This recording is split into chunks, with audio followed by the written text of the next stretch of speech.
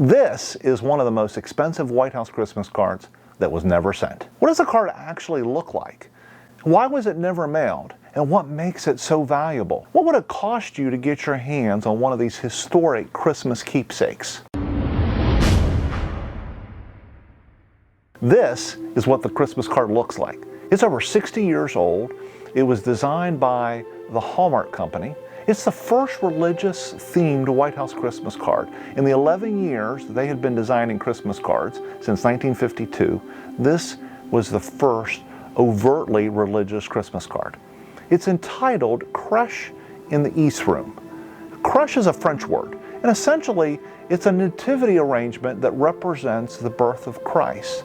And this crèche includes 47 figures that were from carved wood from Italy that date back to the 1800s. They're hand-painted, very rich in color. In fact, this crèche is still available and usually put on display in the White House today. If you look inside the card has a gold embossed presidential seal at the top with a message, with our wishes for a blessed Christmas and a Happy New Year.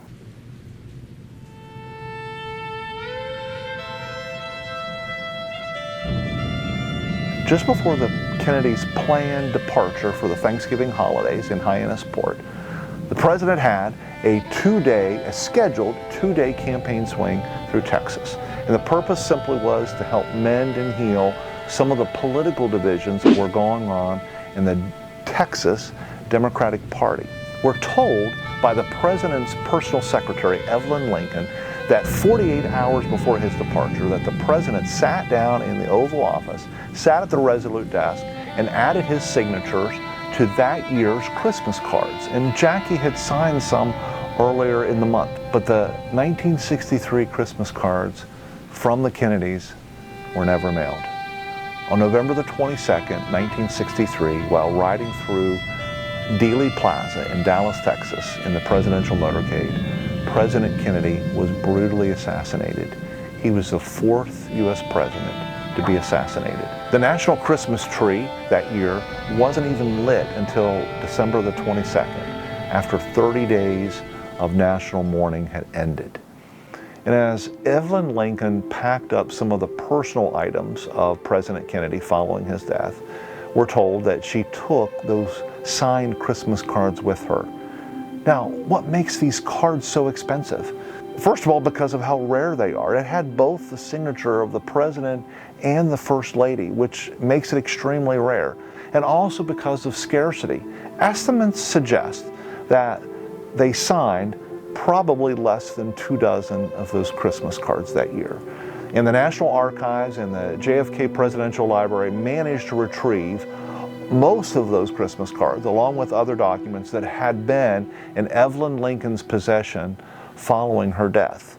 But there are still some of those cards that are still in circulation today. And if you want to get your hands on one of these rare presidential keepsakes, you have to be ready to open up your wallets. The very first one in 2006 that came from the estate of Evelyn Lincoln herself sold for $45,000. The next one in 2016 sold for about $24,000. And in recent years, in 2022 and 2023, one went up for auction for $12,000 and another one for $13,000. Now, if you want to go online today, you might be able to find one of these rare Christmas cards that are still in circulation today that the archives and the Presidential Library didn't get their hands on. Some of these auction sites online that handle historical collectibles, these prices are going for much less. Well, now you know the story of one of the most expensive White House Christmas cards that was never sent. Did you learn something new? Did you get value from what you watch? Do me a huge favor. Give us a thumbs up. And if you haven't joined our Prez Politics family yet by subscribing, do that now. And most importantly, share our videos with your friends and family.